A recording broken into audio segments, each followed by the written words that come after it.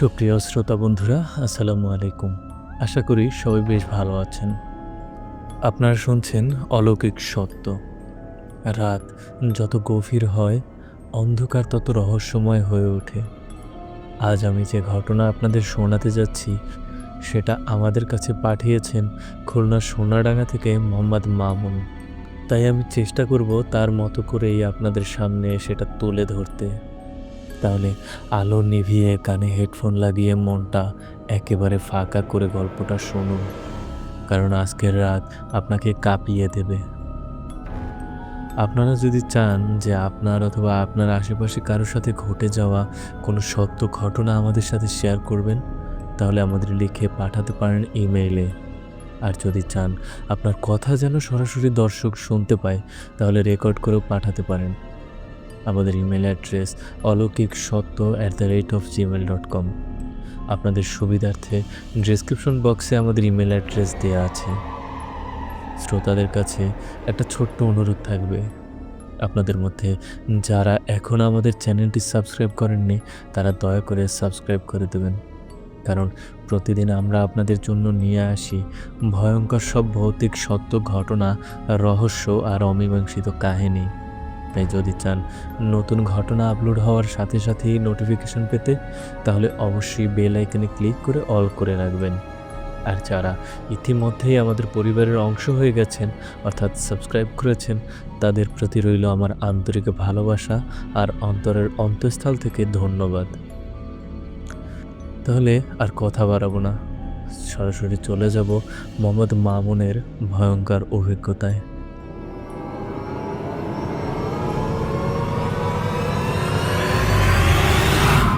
আমার নাম মোহাম্মদ মামুন। আজ যে ঘটনা আমি শোনাবো, সেটা আমি নিজেই দেখেছি, অনুভব করেছি। বিশ্বাস করুন বা না করুন, এটা আমার জীবনের সবচেয়ে ভয়ঙ্কর অভিজ্ঞতা। ঘটনাটা ঘটেছিল গত বছরের শীতকালে। তখন আমি কাজের জন্য খুলনায় গিয়েছিলাম। এক বন্ধুর গ্রামে কয়েকদিন থাকার সুযোগ হয়। গ্রামের নাম ছিল বেদগ্রাম। শুনতে খুব শান্ত জায়গা মনে হলেও এর ভেতরে লুকিয়েছিল ভয়ঙ্কর রহস্য। গ্রামটা চারদিকে ঘন বাঁশঝাড়ে ঢাকা। রাতে হাঁটলে অদ্ভুত ফিসফিসানি শোনা যায়। প্রথম দিন আমি খুব স্বাভাবিকভাবে ছিলাম। গ্রামের মানুষজন অতিথিপরায়ণ। কিন্তু দ্বিতীয় দিনই প্রথম ভয়ঙ্কর ঘটনার মুখোমুখি হই। রাত তখন প্রায় 11টা। আমি বারান্দায় বসেছিলাম। হঠাৎ বাঁশঝাড় থেকে হু হু শব্দ এলো। প্রথমে ভাবলাম বাতাস, কিন্তু বাতাস তো নেই। শব্দটা যেন কারো কান্না, কাঁপা কাঁপা গলায় শিশু কাঁদছে। আমি দাঁড়িয়ে মন দিয়ে শুনলাম। হ্যাঁ, স্পষ্ট কান্নার শব্দ, যেন কোনো শিশু আমার নাম ধরে ডাকছে। বুকের ভেতর কেঁপে উঠল। আমি চিৎকার করে বললাম, কে ওখানে? কিন্তু কোনো উত্তর পেলাম না, শুধু কেঁদেই চলেছে। তখন এই পাশের ঘর থেকে বন্ধু আসলো। আমি ওকে বললাম এই ঘটনা। সে ভয়ে চুপ হয়ে রইল। আমি বললাম, কি ব্যাপার, কিছু বলছিস না যে? ও বলল, তাহলে তুইও শুনেছিস? এটা আসলে কোনো মানুষ নয়। ওর কথা শুনে আমি হাসতে চাইলাম, কিন্তু ঠোঁট কাঁপছিল। ও আবার বলল, এই গ্রামে একটা শ্মশান আছে, গ্রামের দক্ষিণে।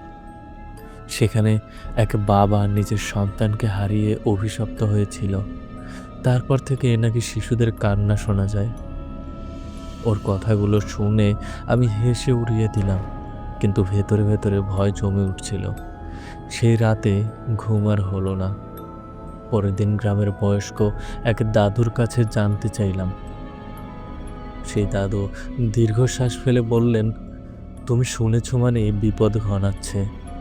আমি অবাক হয়ে বললাম, দাদু এ কথা বললেন কেন? দাদু বললেন, যে একবার শুনে তাকে শ্মশান ডাকে, ওখানেই নিয়ে যায়। আমি গা ছাড়া ভাব দেখালাম, কিন্তু বুকের মধ্যে চাপা অস্বস্তি বাড়ছিল।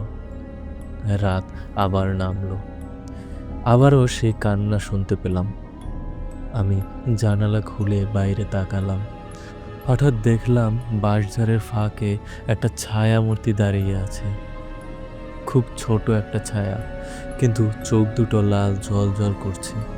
বুক কেঁপে উঠল। আমি দ্রুত জানালা বন্ধ করে দিলাম। বন্ধুর কাছে গিয়ে সব বললাম। ও বলল, তুই হয়তো ভুল দেখেছিস। কিন্তু আমি জানতাম আমি যেটা দেখেছি সেটা ভুল নয়। তৃতীয় রাতেই সব চরমে পৌঁছালো। আমি অকারণে মাঝরাতে উঠে পড়লাম। মনে হচ্ছিল কে যেন আমার ডাকছে। বারান্দায় বের হতেই দেখি দূরের শ্মশানের দিক থেকে আলো আসছে, আগুনের মতো লাল আলো। আমার কানে আবার সেই কান্না বাজলো। এবার পরিষ্কারভাবে আমার নাম ধরে ডাকলো। আমার শরীর ঠান্ডা হয়ে গেল। তবুও অদৃশ্য টানে আমি হাঁটতে লাগলাম।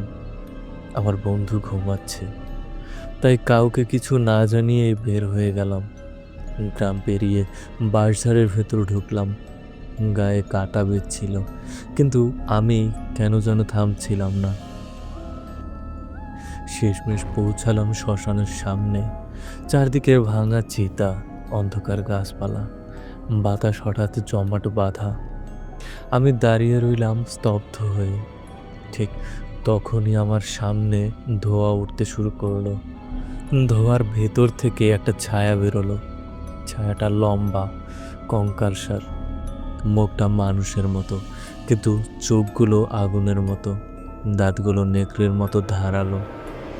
সে গর্জে উঠল, তুই এসেছিস অবশেষে। আমি পিছিয়ে যেতে চাইলাম, কিন্তু পা যেন মাটিতে গেঁথে গেছে। ছায়াটা এগিয়ে এলো ধীরে ধীরে আমার কাছে, বলল, আমার ছেলেকে ফিরিয়ে দে। আমি ভয়ে কাঁপতে লাগলাম। ছায়াটা আবার হাহাকার করে উঠল, আমার সন্তানকে কেড়ে নিয়েছে এই গ্রাম, আমি শান্তি পাচ্ছি না। এরপর সে আমার দিকে হাত বাড়ালো। হাতটা বরফের মতো ঠান্ডা, বুক পর্যন্ত জমে গেল আমার। আমি চিৎকার করতেও পারছিলাম না। হঠাৎ মাটিতে আগুন জ্বলে উঠল। আমি নিচে পড়তেই যাচ্ছিলাম, ঠিক তখনই দূর থেকে মন্ত্রপাঠ শোনা গেল। আমি কোনো মতে মাথা ঘুরিয়ে দেখি গ্রামের পুরনো তান্ত্রিক ভৈরব দাঁড়িয়ে আছে, হাতে রুদ্রাক্ষ, চোখ বন্ধ করে মন্ত্র পড়ছে। আগুনের শিখা কাঁপতে লাগলো। ছায়াটা হাহাকার করে উঠল। ভৈরব গলা চেঁচিয়ে মন্ত্র পড়ছে। মুহূর্তেই আগুনের শিখা নিভে গেল। ছায়াটা ছটফট করতে করতে হাওয়ায় মিলিয়ে গেল। আমি মাটিতে লুটিয়ে পড়লাম। ভৈরব আমাকে টেনে উঠালেন।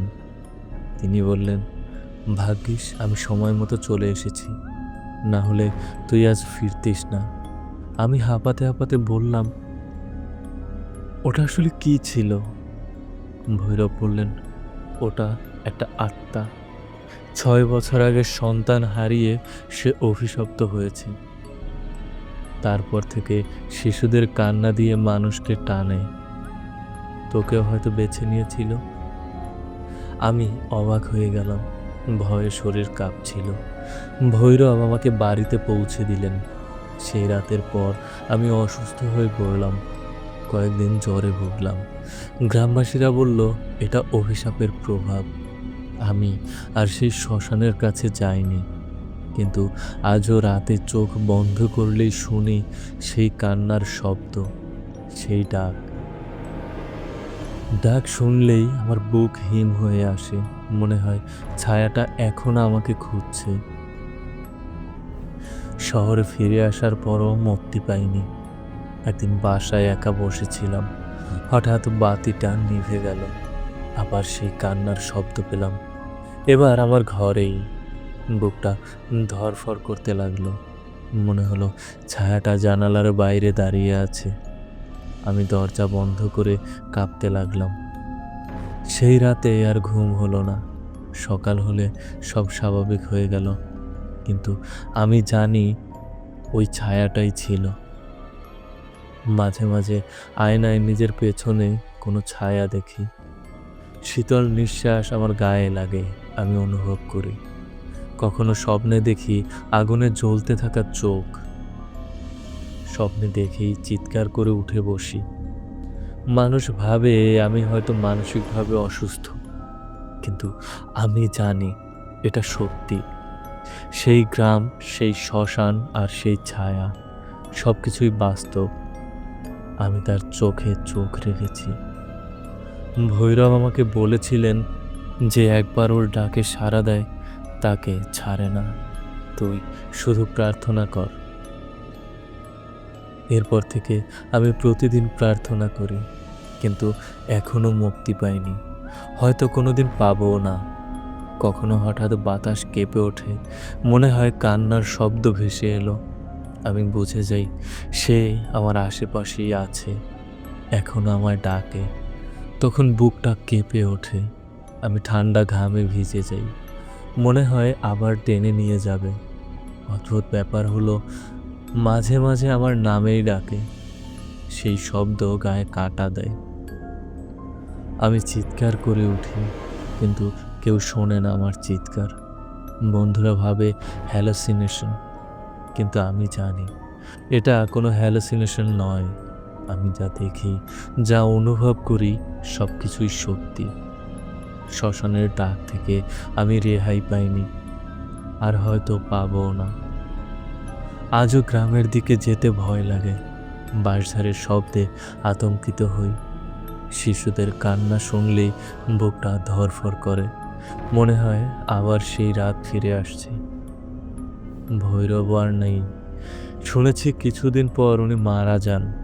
হয়তো সেই আত্মা ওনাকে ছাড়েনি। আমি জানি আমার পালাও আসছে। কবে আসবে জানি না, তবে এড়াতে পারবো না। কারণ একবার যার সঙ্গে চোখাচোখি হয় তার আর মুক্তি নেই। রাতে এখনো বারবার জেগে উঠি। মনে হয় জানালার বাইরে দাঁড়িয়ে আছে সে।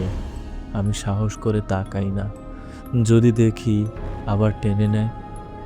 বুক কেঁপে ওঠে, মাথায় ভেসে ওঠে সেই আগুনে জ্বলা চোখ, সেই ভয়ঙ্কর মুখ, আর সেই হাহাকার। আমি জানি সে আসলে অভিশপ্ত বাবা, কিন্তু তাতে ভয় কমে না। তার যন্ত্রণা আমার ভেতর ঢুকে গেছে। মাঝে মাঝে নিজেই কাঁদতে থাকি, জানি না কেন। আমি এখনো বেঁচে আছি এই ভৌতিক স্মৃতি নিয়ে। হয়তো কাল আমি থাকবো না, কিন্তু এই অভিজ্ঞতা, এই ঘটনা বেঁচে থাকবে। এই সতর্কবার্তা বেঁচে থাকবে। আর রাতে বাঁশঝাড় থেকে কান্না এলে মনে করবেন আমি আছি, আমি ডাকছি, আপনাদের নাম ধরে বলছি, এসো। তখন সাবধান হবেন, পেছনে তাকাবেন না। কারণ একবার তাকালে সব শেষ। আপনিও আটকা পড়বেন, আমার মতো হারিয়ে যাবেন, আর কোনোদিন ফিরতে পারবেন না। তখন আপনারাই গল্প হবেন, নতুন ভয়ের কাহিনী হবেন, নতুন শিকার হবেন, অভিশপ্ত শ্মশানের কণ্ঠস্বর হবেন। আর আমি থাকবো সেই কণ্ঠের ভেতরে। তাই বলছি, সবসময় সতর্ক থাকুন। এই ঘটনাটা সত্যি। আমি দেখেছি, আমি বেঁচে আছি তার প্রমাণ। কিন্তু হয়তো আর বেশি দিন না। হয়তো এই রাতেই ডাক আসবে। তখন আর লিখতে পারবো না। তখন আমি কেবল কান্না হব। শ্মশানের বাঁশঝাড়ে বাজবে, আর আপনাদের কানে পৌঁছাবে। তখন বুঝবেন আমি সত্যি চলে গেছি।